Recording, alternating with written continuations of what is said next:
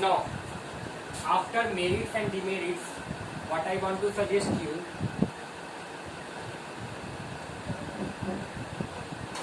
must write all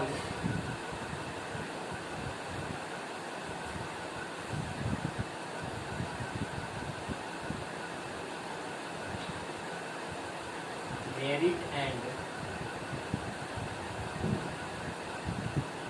demerit or advantage and disadvantage, okay, of synthetic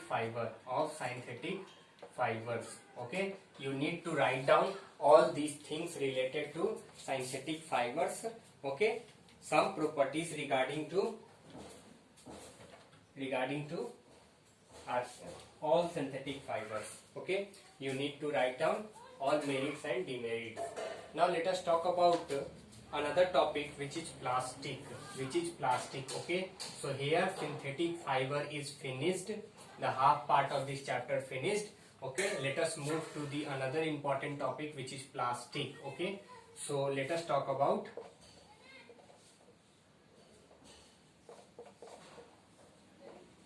plastics. A material is said to be plastic if it can be molded or formed into different shapes. Thus, duff and plasticine are plastics, so it clay and heat glasses. However, the word plastic is now commonly used in several human-made materials that can be mounted into desired shape drawn into fibers. Okay, so basic property of plastic, that we can change the shape of plastic into anything. Okay, this is also a plastic. Okay, so the basic property of plastic is we can easily mount in a different shapes. They are made up of polymers. Scientists have created an enormous range of man-made plastics with different properties. Okay, this chair is also made up of plastics. Okay, so you know that how scientists discover and how scientists use the polymers in our daily life. The main sources of plastics is crude oil. Okay, so basically plastics are come from crude oil, CRUDE, crude oil. Okay, so as we know that synthetic fibers come from petroleum, and this is also come from crude oil. Okay, we can also say that raw oils.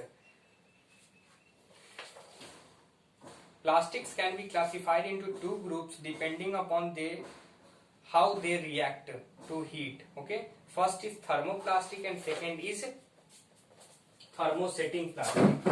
Okay, so we can say that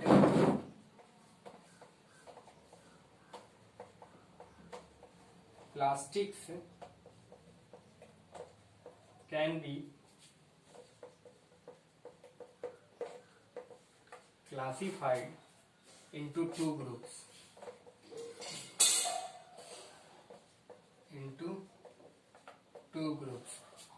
Depending upon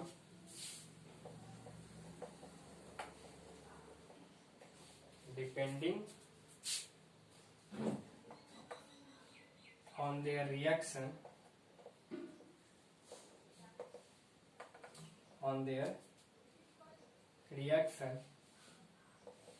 to heat. Okay, so first one is thermoplastic, and second one is thermosetting plastic. Let us talk about it one by one. Thermosetting plastics. Okay, so these are the two types of plastic on the basis of how they react to heat. Okay, how the reaction to heat. Okay, in thermoplastic, the process of softening by heating and hardening on cooling can be repeating again and again to soften the plastic. So in thermoplastic, the process of softening by heating and the process of hardening by cooling. Okay, so plastics, those plastics which that become soft by heating and that become hard by cooling. On cooling, they are said to be thermoplastic. They are said to be thermoplastic. However, thermosetting plastics can be softening by heating only once. Only they are put into mold and allowed to the harden on cooling. They cannot be softened again on heating. So this is the basically main difference between thermosetting plastic and thermoplastics. Okay, they cannot be softened again on heating. So bakelite and melamine are the examples of thermosetting plastics. Okay, they can be maintain their shape and size even at very high temperature. So let us talk about some properties of plastics. Please write down the definition of thermoplastic and thermosetting plastics, okay, in your notebook and remember it. Let us talk about some properties of plastics. Okay, so plastics are used everywhere to make a huge variety of things. This is possible because the plastics can be manufactured to the heavy varieties of properties. Plastics are inexpensive, lightweight, yet strong. They can be made thin and flexible as thick and touch, transparent or colored, soft or hard, smooth or rough. So these are the properties makes plastic so demandable in market. They are non-biodegradable and therefore extremely durable. Okay, so the durability of plastic is also very long. They are waterproof, insoluble in water. That's why raincoats, water bottles and buckets are made from plastics. They are poor conductor of heat. That's why we are used to handle cooking utensils, insulated wool in refrigerators to prevent heat from outside entering the refrigerator. They are the poor conductor of electricity. That's why we are using plastics. We are using plastics to cover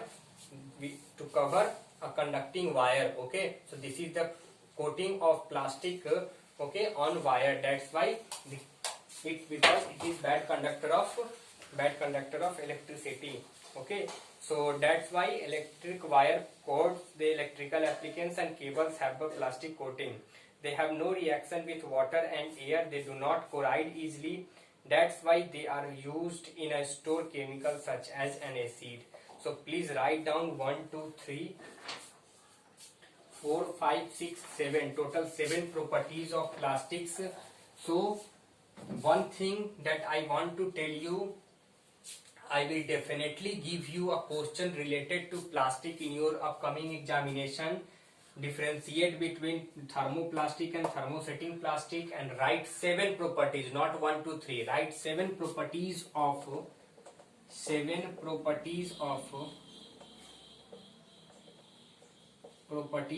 plastics with suitable example. Okay, so that's why you have to focus on plastics, types of plastic, thermoplastic, thermosetting plastics, and these all 7 properties that are given in your book. Okay, so in next lecture we will discuss about problems with plastics. Okay, so you need to summarize this lecture and please write down all the things whatever I am telling you during classes. Make note properly, remember it regularly. Thank you.